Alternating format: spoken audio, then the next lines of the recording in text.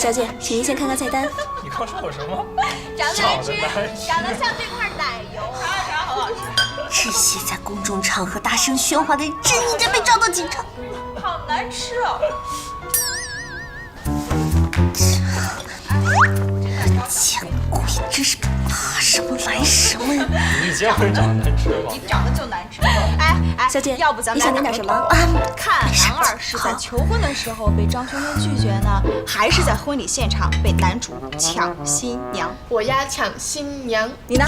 什么可多的？反正男二女二最后都是炮灰的命。拜托，你连当炮灰的资格都没有，好吗？小燕哥，你压什么？小燕哥肯定要拒婚啊！这不前阵子才潇洒的拒绝了田小姐吗？哎，鱿鱼哥，你还真说对了，田小姐在戏中演女二，在生活中也是女二，这不真是炮灰吗？哎，也不知道谁能中大奖，成为小燕哥的真命天女。对不起，对不起。哎呀，怎么回事？哎，不好意思啊，小姐。对不起啊。您是田静植小姐吧？小直姐，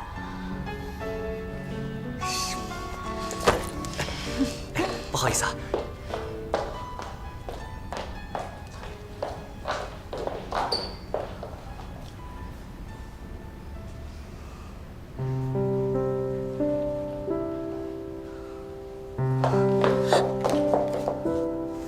干什么？放开我！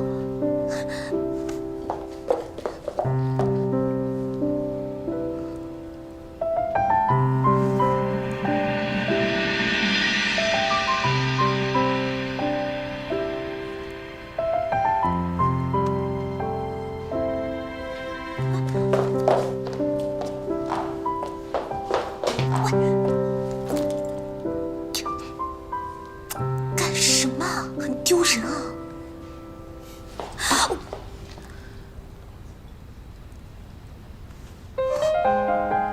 乖，别闹了，大家都看着呢。大家好，我先自我介绍一下，鄙人是田静植的男朋友薛灵强。听小直说你们之前对他很照顾，我在这里感谢各位。你放心，她现在是我的女人，我会用心的疼爱她，对她负责任。各位慢用。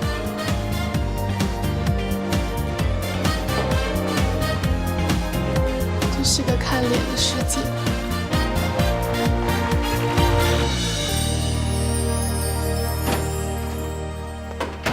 不生气啊！隔壁阿姨说你胖，不是嫌弃你啊。看你这脾气，跟你姐简直就是一个妈生的。哎，别换鞋了，别换鞋了，我们现在去妹妹家。去妹妹家干嘛？她又出车祸了？啊！哎，你胡说八道什么呢？妹妹啊，网购选错地址了，把东西寄到这儿来了。你看她买了什么东西？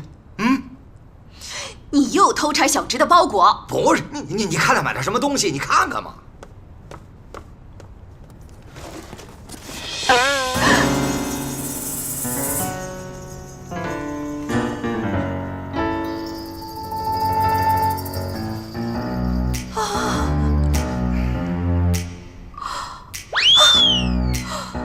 不是你这，哎，你等等我，没穿鞋呢。嘴巴那么臭，给你头大便堵住你的嘴。Yes。喂，伯母啊？什么？避孕套？表兄弟就是那个表兄弟啊？什么？喂，伯母，信号好像不太好，听不清。死定了！得赶紧通知大小哥。我没有大小哥的号码。要是田小姐知道我吃里扒外，肯定会打断我的腿。算了，大不了打断了再去击鼓。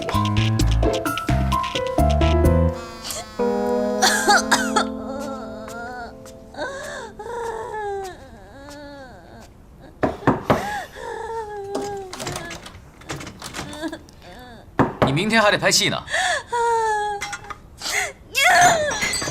杨立宽，你有病就吃药，干嘛放弃治疗？偶像剧看多了吧你，老土，混蛋！好，我错了，我多管闲事。你现在可以出来了吗？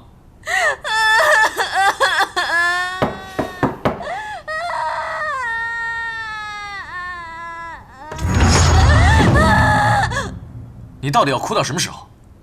为了一个抛弃你的人，哭死了值得吗？你干嘛把我的生活弄得鸡犬不宁的？你走啊！你要不走你就杀了我，我死都不跟你在一起了！快！哎，老铁，记住，要保持风度。记得进去前要敲门。我去我女儿家，我干嘛要敲门？把钥匙拿出来。在你兜里。哦，在我兜里。走吧。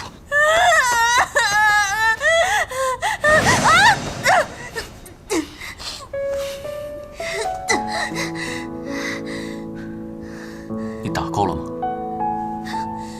告诉你，我看够了。跌倒了，爬起来就行了。只会坐在原地哭，怪那块绊倒你的石头。这样一点用都没有。我看你根本就不想爬起来。如果你每次遇到他的朋友都默默离场，也不去任何有他在的地方，那好，那你就永远也别站起来。要是你这么讨厌我，我走就是了。谢谢你这段时间的照顾。如果不想再见到我的话，那就照顾好自己。不要受伤。你们在干什么？爸妈，你们怎么来了？你敢欺负我女儿！我打你！快打！打死你！别打！你欺负我女儿！我打！我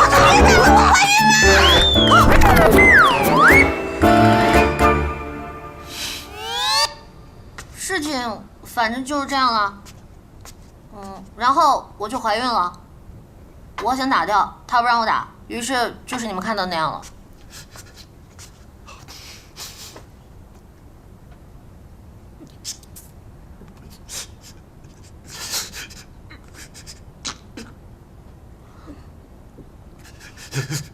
哭什么哭？事已至此，你还指望你女儿跟他分手啊？我可以分手啊！你闭嘴！妈，你闭嘴！谁让你叫我妈？请称呼我邱女士。你给我回房间去，现在，立刻，now！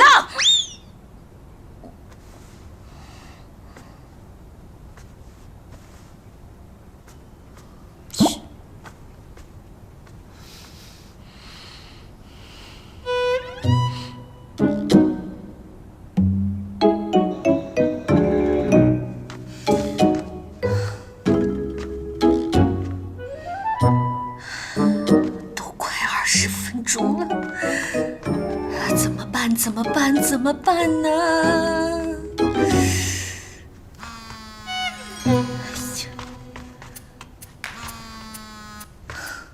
怎么了，豆豆？谢天谢地，你终于接电话了！我现在都快火烧眉毛了。现在有一件更火烧眉毛的事情，你爸妈已经知道你家住的不是表兄弟了，正赶过去了。我真希望我30分钟以前接到你的电话。我已经被我爸妈逮到了，我被薛妖怪压在沙发上，我也不知道怎么会莫名其妙的说了一句我怀孕了。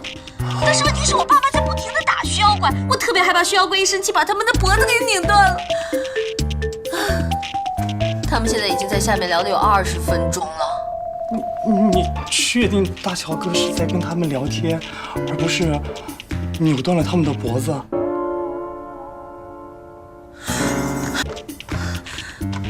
喂，田小姐，田小姐怎么不说话了？你看到什么了？田小姐。难道是尸体？比看到尸体还要劲爆。你慢用。好香啊！是吧？真是好茶太好了，太呀！好了，我喝喝看啊。爸，你怎么喝他进的茶？怎么？我们今天不来，什么时候才能喝到女婿的茶呀？就是，父亲大人，别消消气。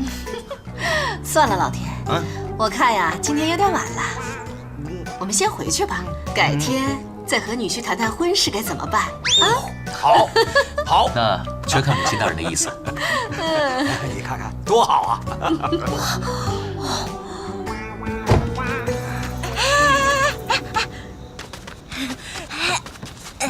妈，邱女士，其实我俩这会儿正闹分手呢。你闭嘴！我们呢，很满意这个女婿。要是你这次再被甩，或者敢动我外孙一根汗毛，我就跟你断绝母女关系。算了算了，当初你怀孕的时候，还不是有一段时间跟我闹着要分手？小两口子的事儿就让他们自己解决吧。啊，我们走了啊。走了。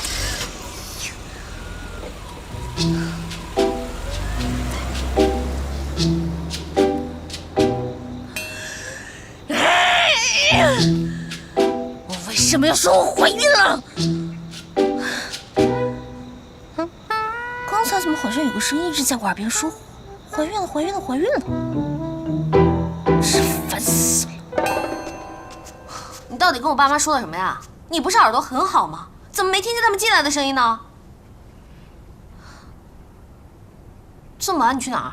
因为田小姐您的哭声太大，导致我没能听到，对此我很抱歉。另外，相机的钱我会准时打给你的。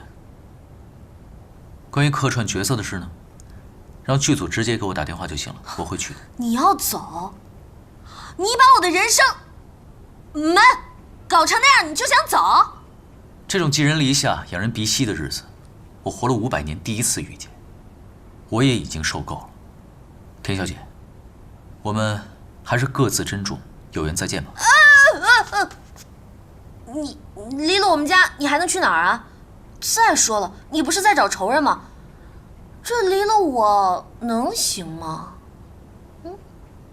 多谢您关心，不过我知道有句话叫“君子不强人所难”，而且我马上就要被全人类通缉了，恐怕会连累田小姐的。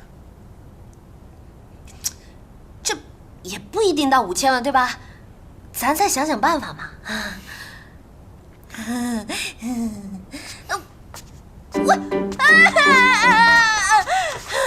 你不了解邱女士啊，她只要一生气就不会让我叫她叫妈了。而且她说断绝母女关系，真的不是说说而已啊！她的脾气跟我外公一模一样的。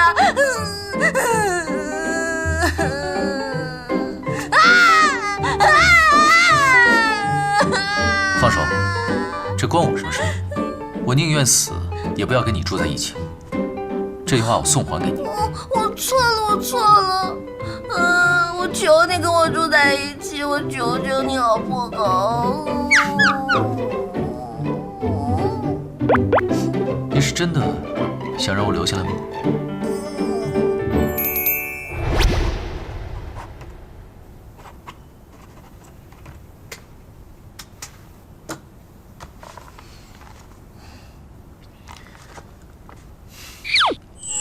保证书，真够土的。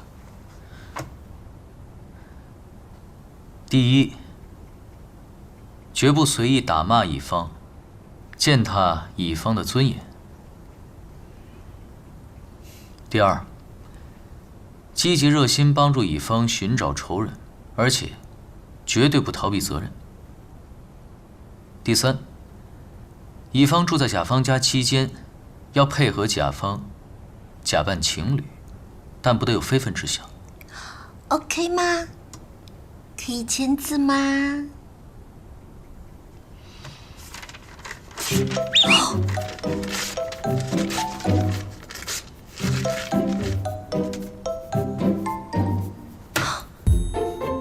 这人真的很小气哎！你都活过几百年了，肚子里应该能装好几艘航空母舰了吧？用不着写保证书，你能做到就好。我睡觉了。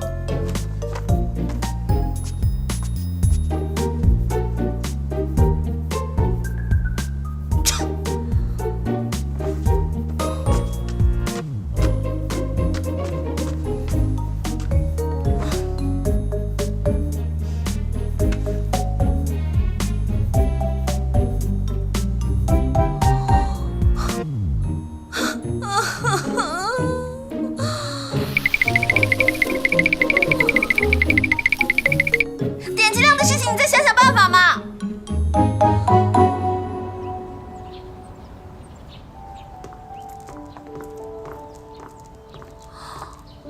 市中心顶层的公寓，你未婚夫也真是够有钱呢。哎，你们这些万恶的资本家！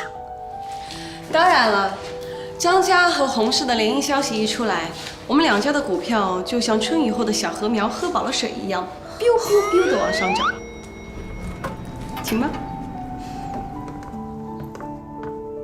那你还不让我买？无论多么强势的股票，只要你一买，就会跌得很惨。你缺钱，姐姐赞助你，求你千万不要买我们家股票，好吗？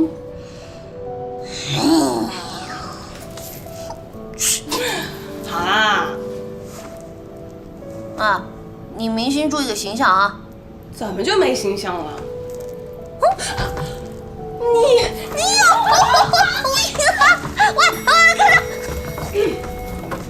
请。真是很对不起啊！明明因为我的身体原因耽误了你们现场的拍摄，结果还要田小姐你来看望我。不论怎么样，还是我男朋友失礼的地方，因为他平时要在跆拳道馆教小朋友，所以今天专门拜托我来给您道歉，真是不好意思。你男朋友是跆拳道教练吗？我身体真还挺弱的，医生经常让我多运动，但是我实在不喜欢健身房那一套。跆拳道听起来也不错啊。他在跆拳道馆主要是教小朋友的，不过也有成人班，是馆长在带。我跟馆长还挺熟的，可以介绍你去。那就拜托你了。我也是客人，竟然要被你这个主人使唤。这可是病人的优待。有时间在这里享受病人的优待，拜托你不如把身体练得强壮一点。好啦，亲爱的未婚妻，我要去换衣服了。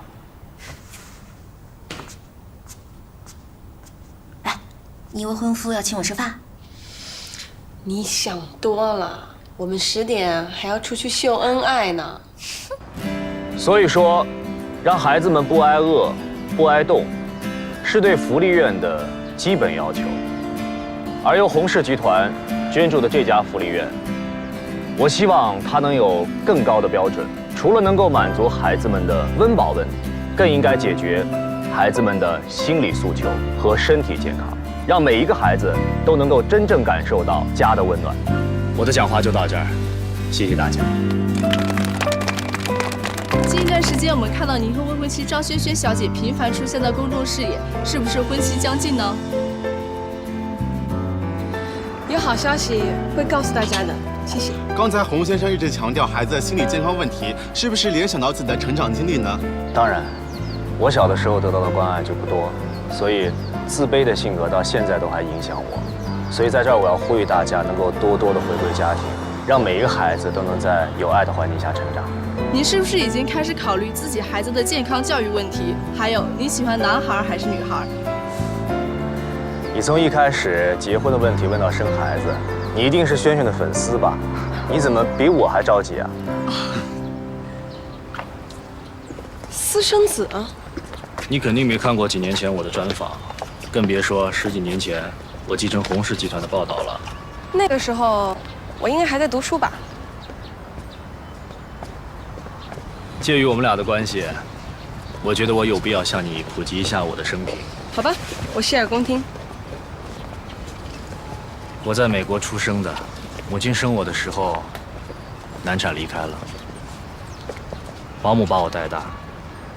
我父亲从来没有来看过我，我见他的时候他已经去世了，于是我就继承了洪氏集团。你专访的标题是不是“穷小则1秒变财阀，成长的苦水谁人知”？那可不止1秒钟，继承之路并不太顺利，因为是私生子，最后不得已要和一具尸体进行亲子鉴定。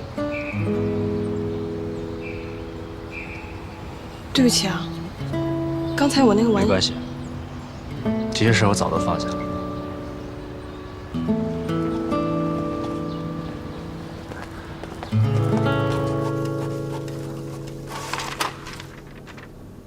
叶老师，这是昨天的实验报告。好，谢谢啊。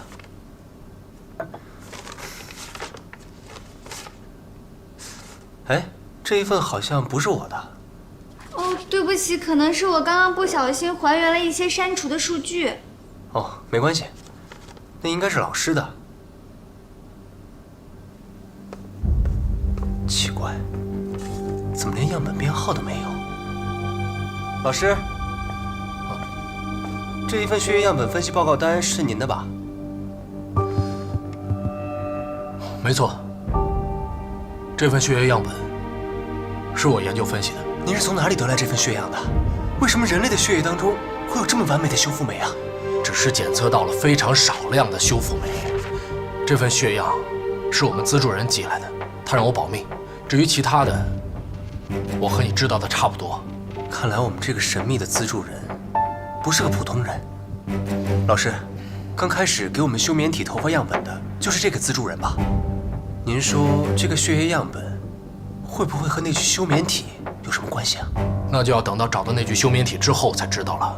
警察那边有什么消息吗？还没有，案发现场太干净了，我现在都怀疑是不是那具休眠体自己跑了。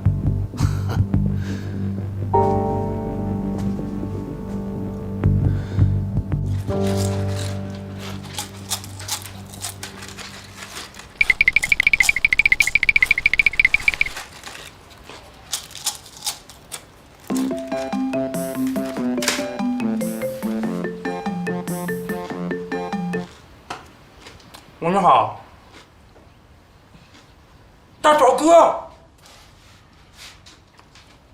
我有时间，有时间。你到底跟我爸妈说什么了？你都问了无数次了，真的没说什么。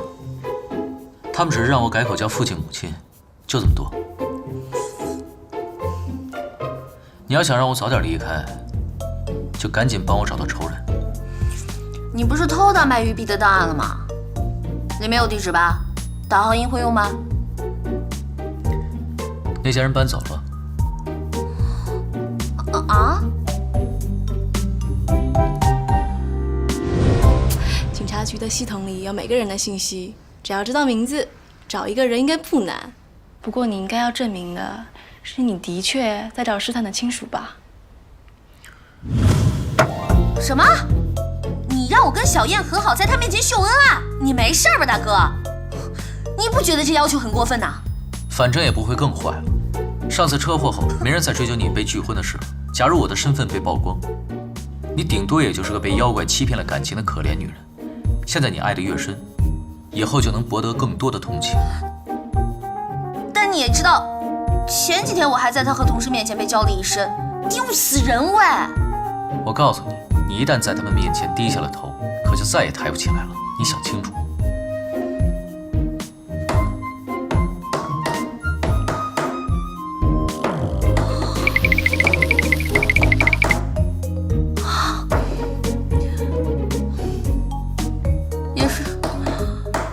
也确实不会更坏了。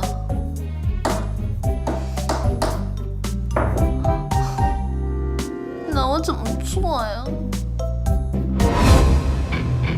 首先，完善我的个人信息，美籍华人，有真实的出入境记录。另外，一只橡胶球掉进井里，在触底的一瞬间，还有一次反败为胜的机会。利用坠落的力量狠狠地弹起。所以田径之，你已经触底了，不要再扮演被抛弃、被同情的角色，也不用在相遇后难堪地躲开。尽情的去秀幸福，高调到让人眼红，让他们知道你现在有多好。除了狠狠的弹起来，你没有任何退路。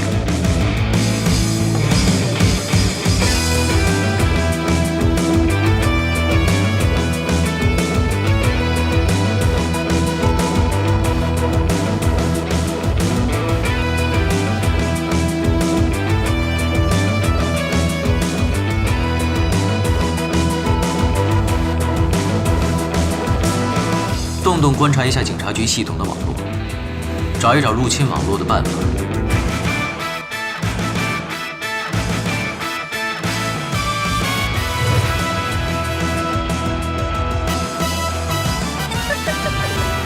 田静之，像个无坚不摧的女王一样，站在前任面前的感觉还不赖吧？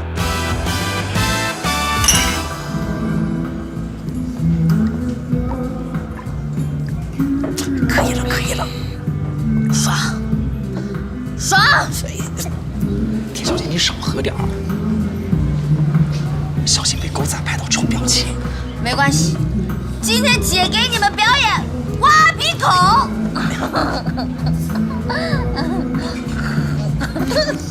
真的太爽了！没想到，原来从井底弹起来的感觉这么爽。别蹭到我身上，好吗？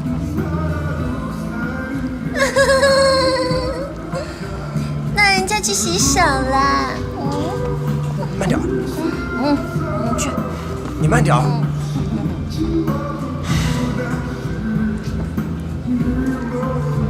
警察局的系统，你能黑进去吗？他们用的是内部网，每个人都有一个身份系统来进行验证，然后还需要密码才能够登录系统。不同级别的警员权限不同，但如果只是需要查询住址的话，不需要很高的权限，只要能拿到身份卡，我就可以登录系统。查询完毕之后，清除查询痕迹。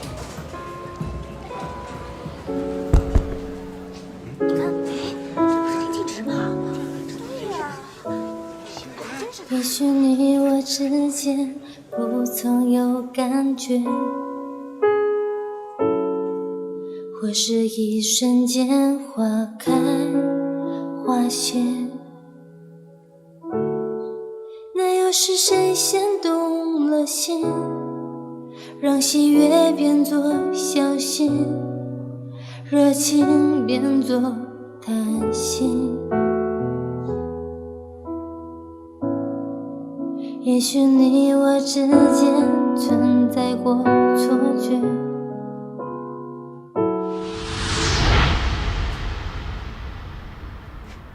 轩辕姐，你给我看这个干什么？你说干什么？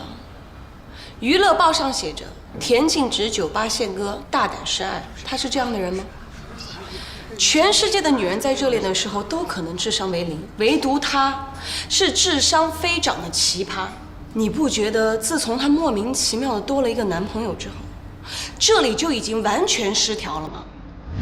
大家好，这些啊都是我男朋友请大家吃的，大家千万不要客气，一定要多吃一点啊！对啊。来，大家赶紧过来吃吧。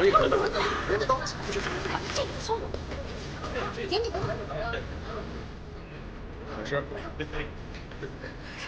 动动心。来了。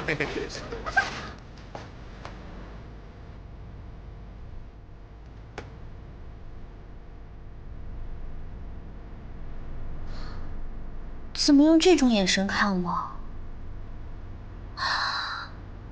你也觉得姐姐的皮肤变好了是不是？真的是没有办法。你没有听说过吗？蒸沐浴在爱河里的女人，有一半会被淹死，这还有一半呀，就像泡了牛奶浴呢。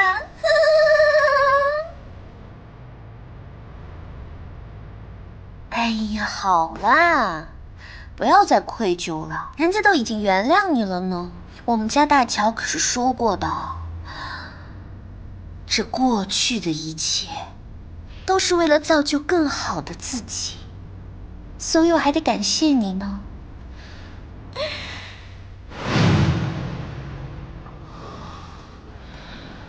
而且这个男人现在就住在小直家。怎么可能？是啊，怎么可能？所以你一定要把他的底细给我查清楚。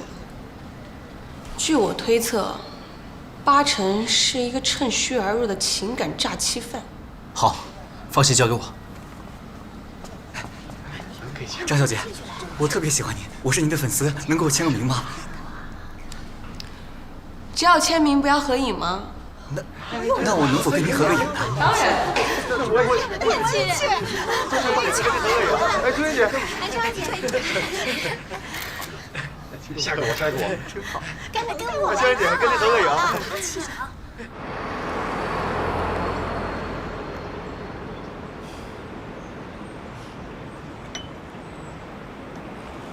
如果没有记错，分手3年，你这是第1次主动约我出来。怎么，咖啡不合你胃口？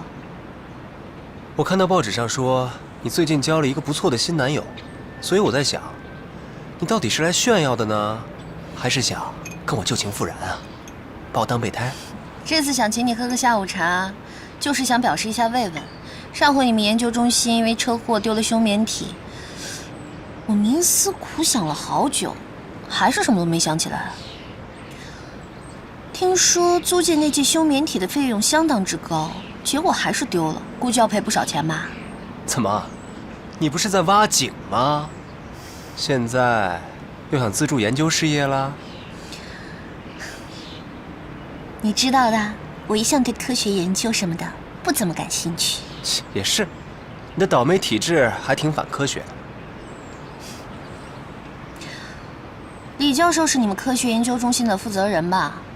这回休眠体丢了，一定非常的郁闷。那他有没有什么临风流泪啊、茶饭不思啊，或者给你们研究中心的资助人打个电话装个可怜什么的？怎么可能？你想多了。不过，希望早日找到休眠体倒是真的。肯定会找到的。田静植，你到底想问我什么呀？你最近是不是见过老师？上回在你们学校拍戏的时候碰见李教授了，但他看起来好憔悴的样子。李教授还担心我上回车祸以后会不会有什么后遗症，说想帮我做个抽血检查。你说什么？我说，李教授想给我做一个抽血检查呀。怎么了？没什么。你是 B 型血吧？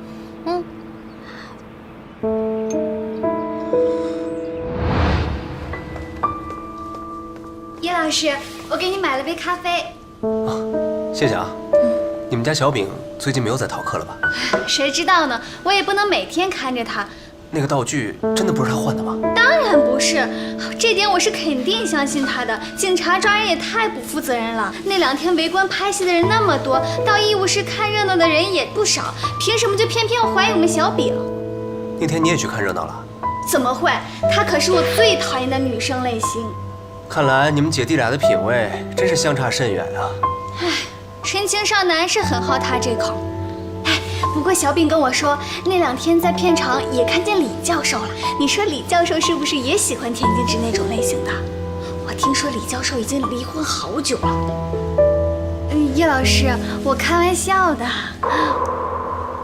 哦。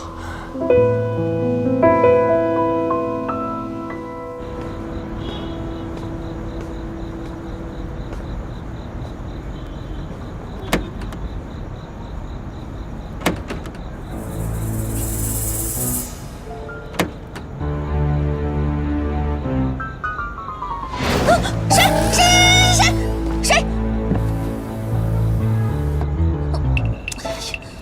你干嘛呀？吓死我了！上车。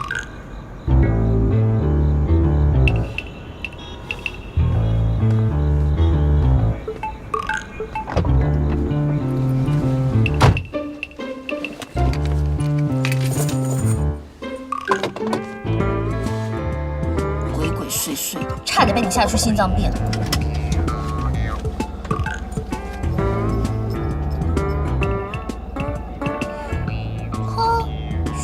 还挺快，车联网都会用了。不过还差一点儿就赶上本小姐了。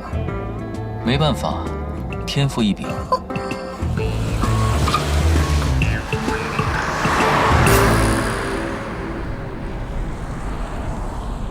您今天没有去跆拳道馆啊？我还准备录完节目去接你呢。小朋友们明天早上要体检，不宜剧烈运动，所以晚上的课取消了。然后就偷偷钻进了我的车来吓我呀？特意赶过来接你的，不说声谢谢吗？你来接我就不能提前打个电话告诉我啊？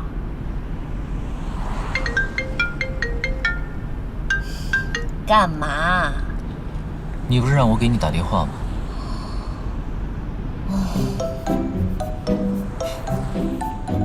对了，和第6人的约会开心吗？你简直就是代表月亮来消灭我的！人家的脑袋肯定是被上个世纪的榴弹打过的，根本不开窍。无论我怎么把话题往李教授身上引，他完全不理我。看来是毫无收获了。这不是很正常吗？我又不是农民伯伯，春种一粒粟，秋收万颗子啊。我没有要怪你的意思啊，我觉得你已经做得很好了，也很努力。我现在觉得认识你……打住！千万别给我发好人卡，因为我心里啊，压根儿就不想管闲事儿。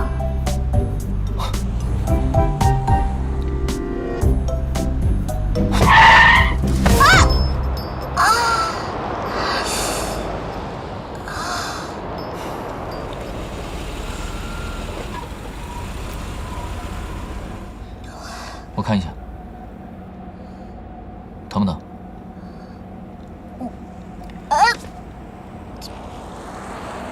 不需要特殊治疗。我想上次治疗你手掌的时候，留在你身体里的舌尖血，应该还有用。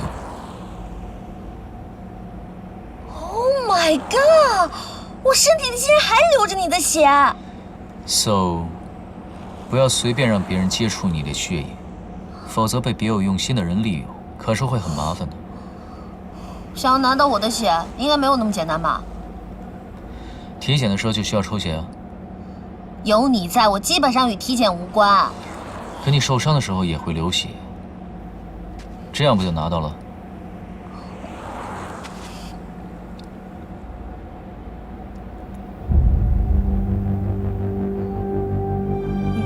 你这是什么表情啊？上次李教授说要给你体检，是不是？可我拒绝了。第2天你就受伤了。你是说李教授？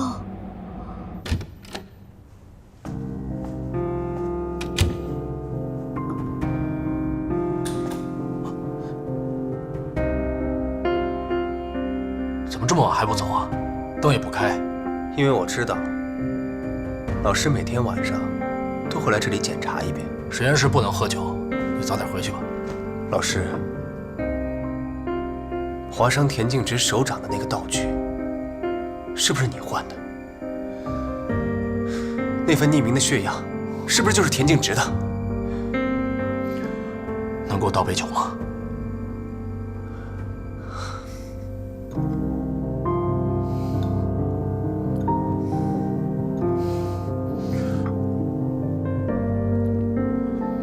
你说的都是事实。为什么？为什么要这么做？我们研究中心成立10几年，虽说有一些新的发现，但是一直没有重大突破。我为了他拼命工作，甚至连家庭都失去了。我不能再失败下去，我要抓住每一个机会。机会？为什么田径直会是机会？你知道了什么？那次车祸那么严重，他竟然没有大碍，你不觉得奇怪吗？那车辆毁坏成那样，我看过他的医疗记录，身体各个部位，甚至连软组织挫伤都没有，这合理吗？警察和医生都认为是他幸运，可是我不这么认为。在这个世界上，有很多身体奇特的人，有的人被雷击中之后，身体就带了电；有些人天生就可以浮在水面上。所以我猜想，田径直的身体一定有奇特之处，而实验结果恰恰证明了我的猜想。可惜检测到的完美修复酶太微量了，就算把田径直全身的血液都抽干，也无法进行有效的提取和研究。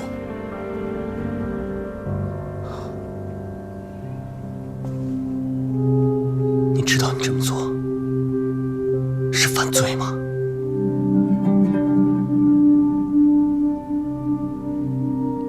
我知道，对不起，对不起，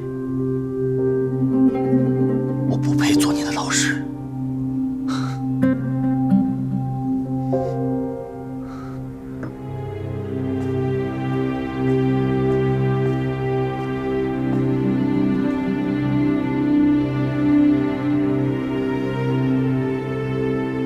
只有这一次，我可以装作什么都不知道。希望你以后不要再伤害别人了。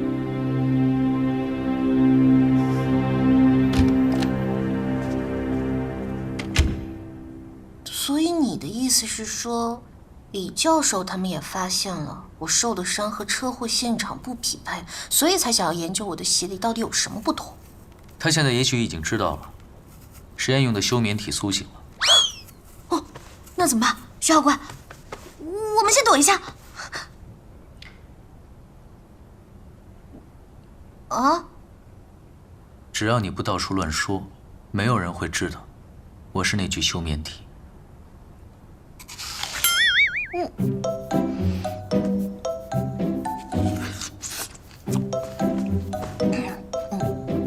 保密级别为 S。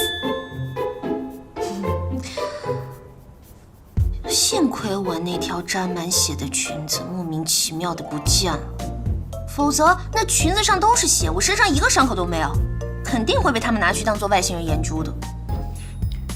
并不是莫名其妙不见了，是被我拿走了。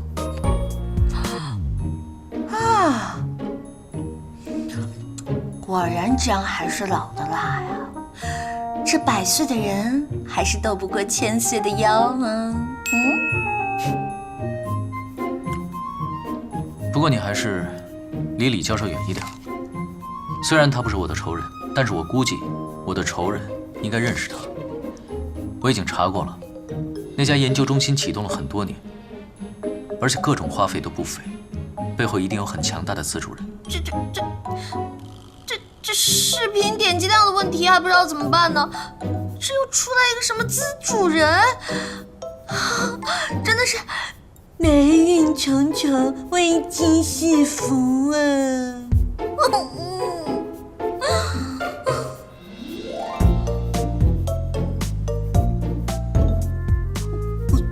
徐校官，这视频点击量涨得好快啊！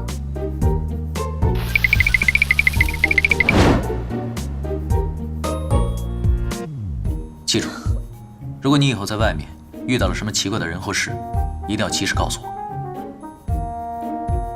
怎么感觉都在说你自己啊？田径直。好，那我就没有隐私了。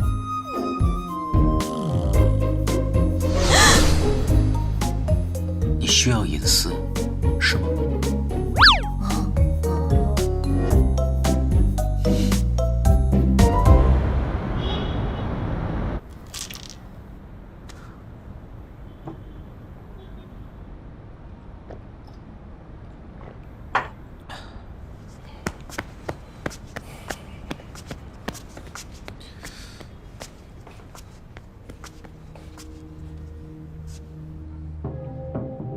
医学院、牛排店、森林公园、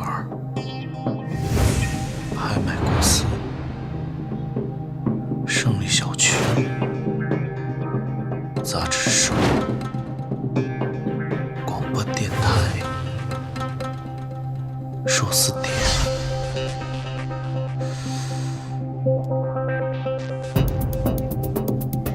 拍卖公司，原来真的是个开私人博物馆的。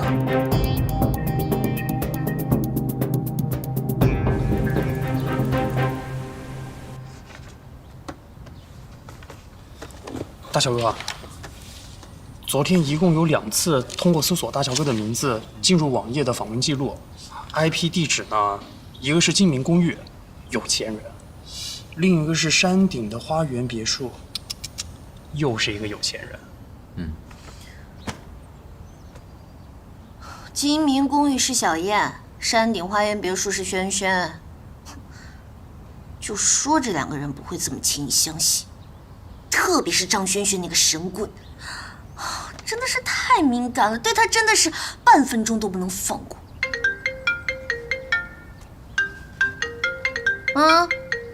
这家伙跑得简直比曹操还快。喂，我最亲爱的好朋友，怎么啦？吃饭？好呀好呀。跟你未婚夫一起，好呀！哎呀，我下午的戏终于有时间的了。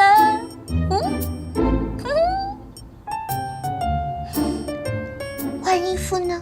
嘿嘿。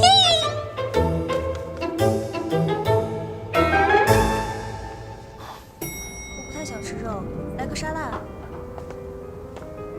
然后再来一杯热饮。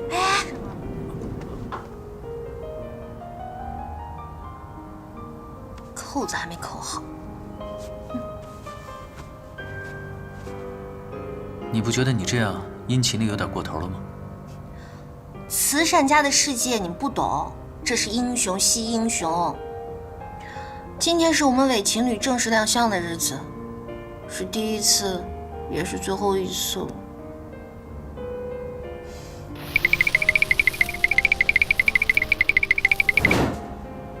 别想那件事了。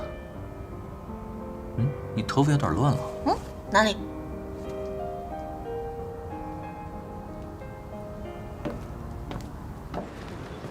这边请。谢谢，我来吧。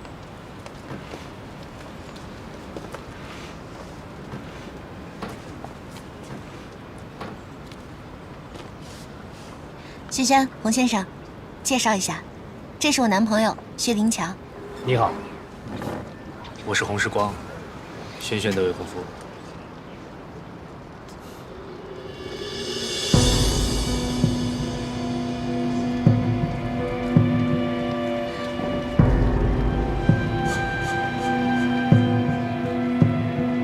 洪先生，你手心里都是汗，心率也很快，平时应该畏寒、食欲不振、全身无力，受到了惊吓还可能会出现惊厥无力。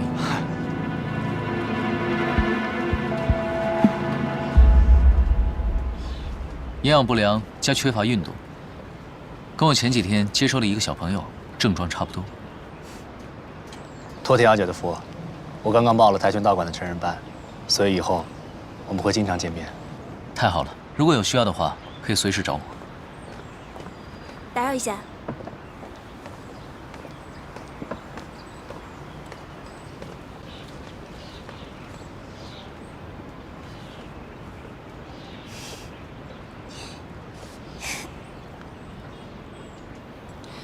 听说薛先生一直住在小直家，薛先生在国内没有房子吗？暂时还没有。我知道城中湖的湖心岛在建晚清风格的别墅，我想等开盘了以后在那里买一套。所以现在呢，暂时先做小直的房客。我听说住在一起啊，最能培养感情。要不，搬来我家住，或者我搬去你家。算了吧，洪先生。薛先生，你说的湖心岛大宅可是块风水宝地啊！全岛只有3套房子，真有眼光。他不是真有眼光，他是真能吹。湖心岛大宅，哼！薛妖怪这个无法把时间变现的穷鬼，知道那个多少钱吗？2个亿耶！不过薛先生最有眼光的还是选择了田小姐，她可是养了一个挖井队在非洲挖井。我做的慈善都是在镜头前，田小姐是默默在背后，所以田小姐是我最欣赏的那种慈善家。你竟然知道？当然，好事也会出门。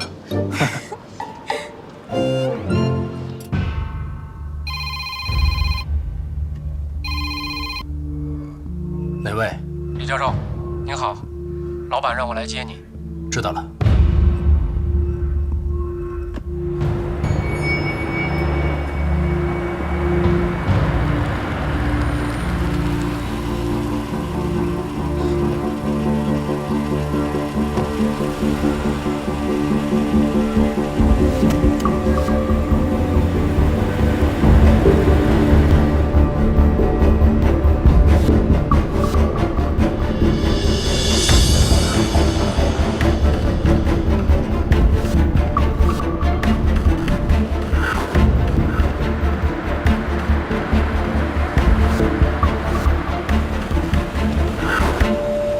所以说，让孩子们不挨饿、不挨冻，是对福利院的基本要求。吴先生你好，近一段时间我们看到你和未婚妻张萱萱小姐频繁出现在公众视野，是不是婚期将近呢？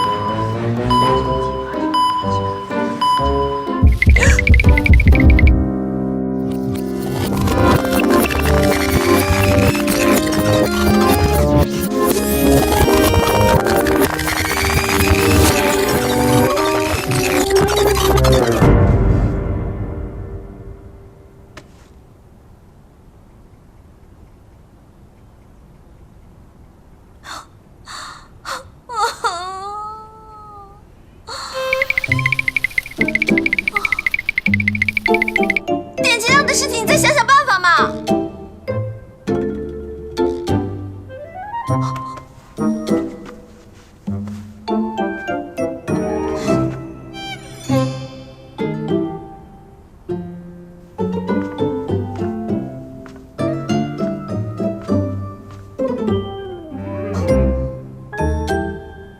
看来你还真是张萱萱的脑残粉啊！她现在是你最爱啊？不是，我的最爱是凯瑟琳·赫本，她在我心中的地位没有任何演员可以撼动。她跟奥黛丽·赫本什么关系啊？美国人和英国人的关系。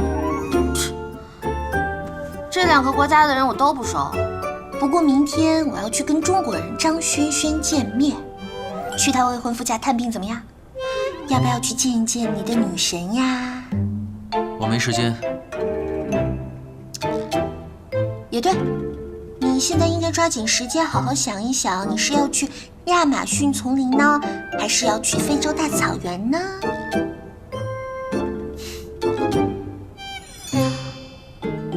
不过，在你去深山老林之前，请搞定我妈。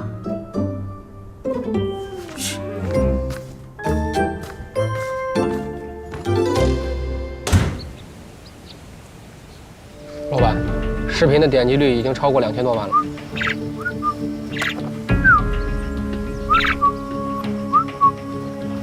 你好，房经理。对，你把他的联系方式给我之后，你的佣金会立刻到账。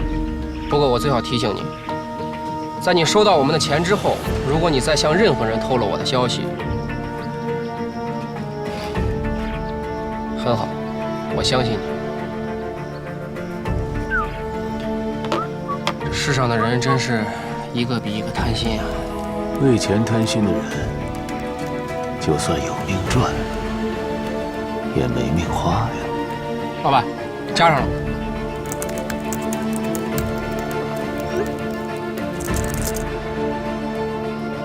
他问我们打算出多少钱？他要多少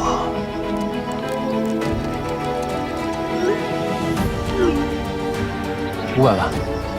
给他。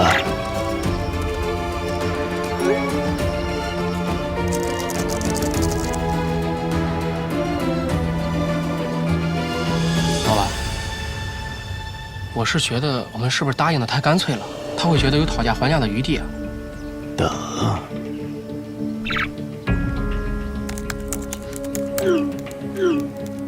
老板，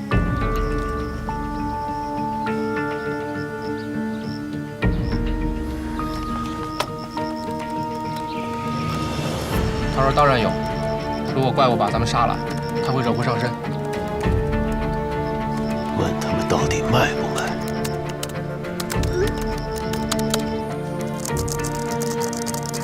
他说当然，只是想知道咱们准备怎么抓住这只怪物。我们碰到了一只好奇的猫，好奇过了头啊！如果他怕惹祸上身，就不应该问这么多问题，倒是像是在拖延时间。难道是对价钱不满意吗？不对，我只感觉他的重点不是在谈钱。难道他没有清晰版的视频？那他为什么要指定买家，而且还拖延时间？除非……到了，他在定位。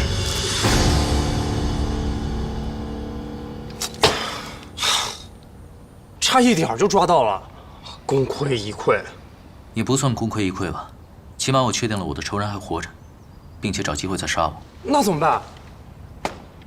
哥，不如我们找视频网站的经理，问他买家的信息。买家肯花500万来买这个视频，就不差这一点封口费。那你就展示你的超强能力吓他，或者揍到他肯说为止。因为即使收了封口费，在遇到生命危险的时候，当然还是保命要紧啊。穷光蛋得到了一张可以无限透支的黑金卡，他会认为这世上没有什么是金钱买不到的。同样，人类一旦拥有了超强力量，会认为拿到了凌驾于法律和人权之上的万能钥匙。所以，你不会使用这把万能钥匙是吗？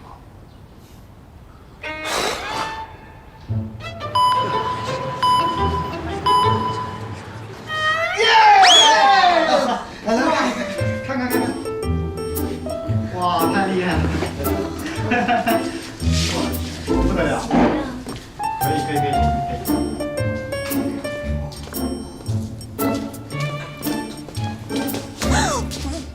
小直，你看《午夜怪物真相》的视频了吗？导演，你听我解释，我也不太清楚那是怎么回事。快看！导演，我先不看了，我还有事儿，我先。哥哥，怎么回事？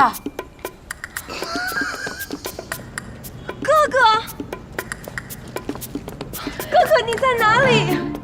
妹妹，你等着我，妹妹，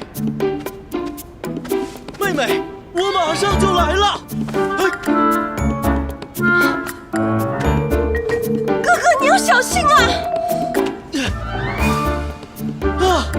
妹妹，我找的你好辛苦啊。哥哥，妹妹，我终于见到你了。妹妹，有没有被惊到？我们的电视宣传太成功了，现在我们的剧已经上了话题榜了。我已经看到收视率冠军的宝座在朝我招手了。这怎么会变成这个呢？这明明是我们家的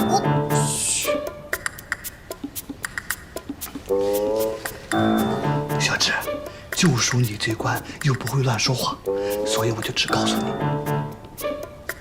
我们本来想联系视频网站，想在《午夜怪物》清晰版视频发布前，投入我们的宣传广告。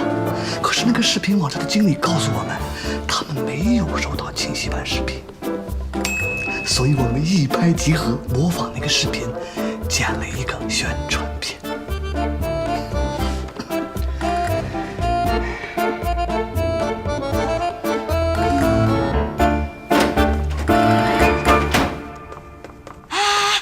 今日头条，今日头条。哎，你不用再去什么深山老林了，因为根本就没有什么清晰版视频呢。早就知道了。田小姐，这件事儿我也有份参与哦。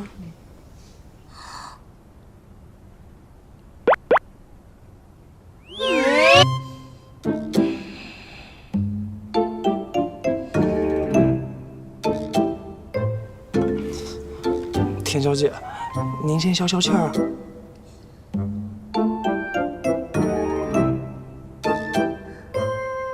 这2天看我害怕的样子，是不是特别解气呀？不是啊，对啊，是大乔哥不让我告诉你啊。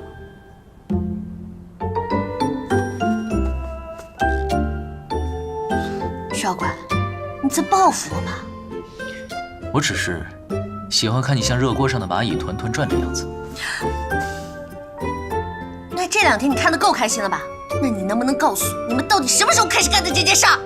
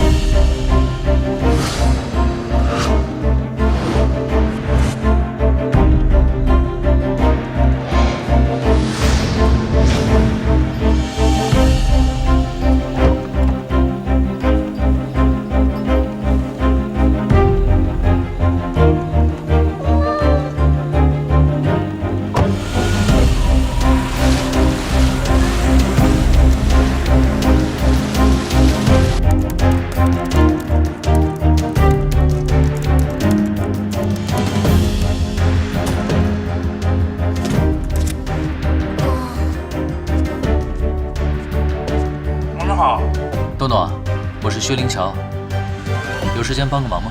我有时间，有时间。虽然没能确定位置，但起码证明了那个人不希望我暴露在公众视野中，而且他财力强大，随时等待捕捉我的机会。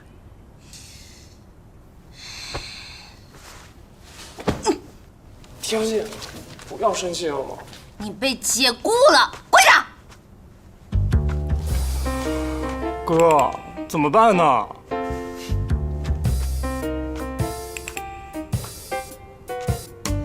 你干嘛惹他生气呢？